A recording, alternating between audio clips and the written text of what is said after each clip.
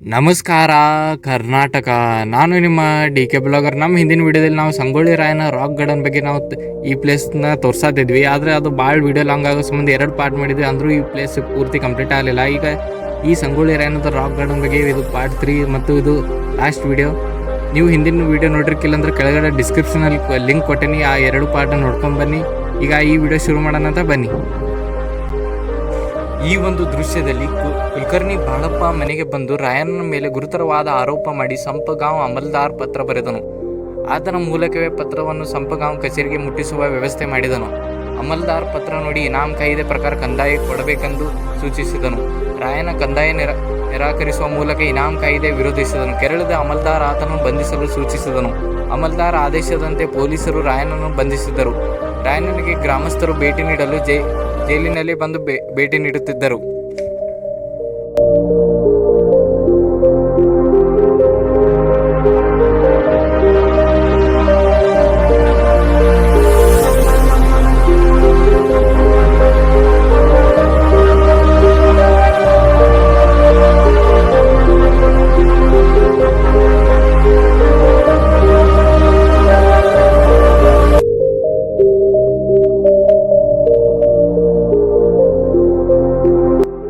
ಈ ಒಂದು ದೃಶ್ಯದಲ್ಲಿ ಸಂಪಗಾಂವ್ ಜೈಲಿನಲ್ಲಿ ಸಂಗೊಳ್ಳಿ ರಾಯಣ್ಣನು ಬಂಧಿತರಾಗಿರುವ ಸುದ್ದಿಯನ್ನು ತಿಳಿದು ಕುಲಕರ್ಣಿ ಬಾಳಪ್ಪ ತಳವಾರು ಫಕೀರಪ್ಪನ ಮೂಲಕ ರಾಯಣ್ಣನ ತಾಯಿ ಕೆಂಚಮ್ಮಳನ್ನು ಬಾವಡಿಗೆ ಕರೆಸಿದನು. ಇನಾಮ್ ಕಾಯ್ದೆ ಪ್ರಕಾರ ಕಂದಾಯ ಕೊಡುವಂತೆ ಪೀಡಿಸಿದನು. ಆಗ ಕೆಂಚಮ್ಮ ನಮ್ಮ ಮನೆತನದ ಪೂರ್ವಜರು ಶೌರ್ಯದಿಂದ ಪಡೆದ ಇನಾಮ್ ಭೂಮಿಗಳ ಕಂದಾಯ ಕೊಡುವುದಿಲ್ಲ ಎಂದು ನಿರಾಕರಿಸಿದಳು.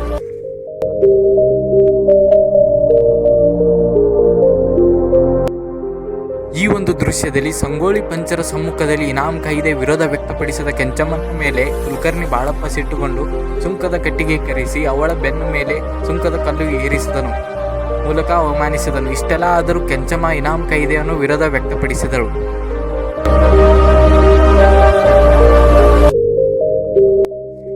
ಈ ಒಂದು ದೃಶ್ಯದಲ್ಲಿ ಸಂಗೊಳ್ಳಿ ರಾಯಣ್ಣ ತನ್ನ ತಾಯಿಯ ಮೇಲೆ ಕುಲಕರ್ಣಿ ಮಾಡಿರುವ ದಬ್ಬಾಳಿಕೆ ತಿಳಿದು ಸಂಪಗಾಂವ್ ಜೈಲಿನಿಂದ ತಪ್ಪಿಸಿಕೊಂಡು ಸಂಗೊಳ್ಳಿಗೆ ಬಂದನು.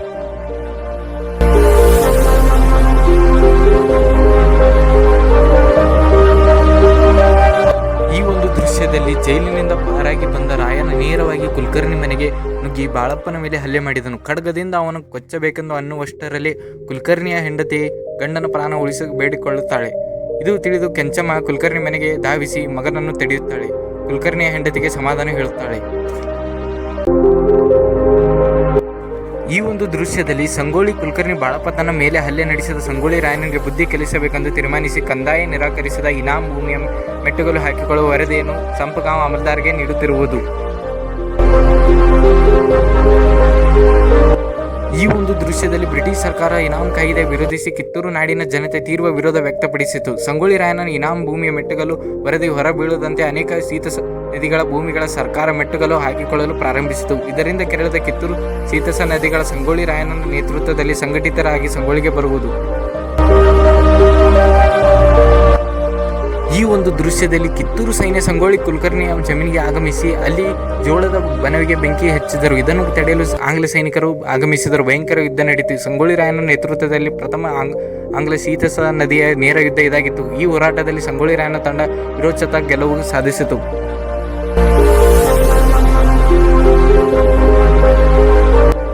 ಈ ಒಂದು ದೃಶ್ಯದಲ್ಲಿ ಕಿತ್ತೂರು ನಾಡಿನ ಸೈನಿಕರು ಮತ್ತು ಸುರಪುರ ನಾಡಿನ ವೀರರನ್ನು ಸಂಘಟಿಸಿದ ನಂತರ ಸಂಗೊಳ್ಳಿ ರಾಯಣ್ಣ ಬೆಳಗಾವಿ ತಾಲೂಕಿನ ಅಂಕಲಿಗೆ ಸಮೀಪ ಇದ್ದ ಕಾಡಿನ ಮಧ್ಯದಲ್ಲಿ ಇರುವ ಕೌಲ್ಗುಡ್ ಎಂಬ ಸ್ಥಳದಲ್ಲಿ ಸಭೆ ಸೇರಿದನು.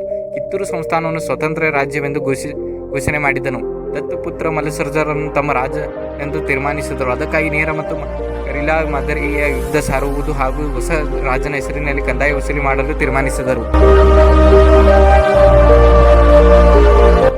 ಈ ಒಂದು ದೃಶ್ಯದಲ್ಲಿ ಸಂಗೊಳ್ಳಿ ರಾಯಣ್ಣ ಮತ್ತು ಸಂಗಡಿಗರು ತಮ್ಮ ಜೊತೆಗೆ ಮಲ್ಲಸರ್ಜನು ಪಶ್ಚಿಮ ಘಟ್ಟದ ಮಧ್ಯ ಉಂಡಿ ಬೆಡಗನಾಥ್ ಮಠಕ್ಕೆ ಕರೆದುಕೊಂಡು ಬಂದರು. ಶಾಂತಿನಾಥ ಮಹಾರಾಜರನ್ನು ಭೇಟಿ ನೀಡಿ ಮಾತುಕತೆ ನಡೆಸಿದರು. ಶ್ರೀಗಳು ಮಲ್ಲಸರ್ಜನು ತಮ್ಮ ಸುರಪದಿಗೆ ತೆಗೆದುಕೊಳ್ಳಲು ಒಪ್ಪಿಕೊಂಡರು. ಈ ಒಂದು ದೃಶ್ಯದಲ್ಲಿ 6 ಜನವರಿ 1830 ರಾತ್ರಿ ಧಾರವಾಡ ಜಿಲ್ಲೆಯ ಬಿಡಿ ತಾಲೂಕಿನ ಅಮಲ್ದಾರ್ ಕಚೇರಿ ಮೇಲೆ ದಾಳಿ ಮಾಡಿದರು. ಕಾವಲಿದ್ದ ಪೊಲೀಸರ ಮೇಲೆ ಹಲ್ಲೆ ಮಾಡಿದರು. ಕಂದಾಯ ಹಣವನ್ನು ಲೂಟಿ ಮಾಡಿದರು. ಕಾಗದ ಪತ್ರ ಸಹಿತ ಕಚೇರಿಯನ್ನು ಸುಟ್ಟು ಹಾಕಿದರು.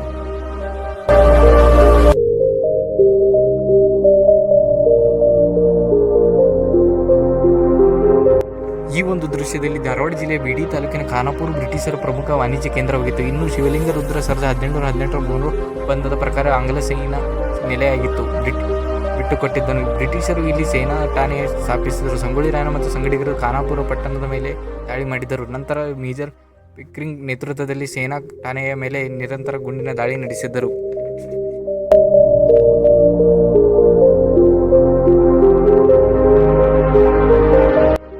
ಈ ಒಂದು ದೃಶ್ಯದಲ್ಲಿ ಧಾರವಾಡ ಜಿಲ್ಲೆಯ ಬಿಡಿ ತಾಲೂಕಿನ ಹಡಗಲ್ ಗ್ರಾಮದ ಮೇಲೆ ಬಾಪು ಭಂಡಾರಿ ಮತ್ತು ಆತನ ಬೆಂಬಲಿಗರು 10 ಜನವರಿ 1830 ದಾಳಿ ಮಾಡಿದರು. ಗ್ರಾಮವನ್ನು ಸಂಪೂರ್ಣ ಲೂಟಿ ಮಾಡಿ ಬೆಂಕಿ ಹಚ್ಚಿದ್ದರು. ಇದರಲ್ಲಿ ಕೆಲವು ಜನರು ಮತ್ತು ಜಾನುವಾರು ಬಲಿಯಾದರು.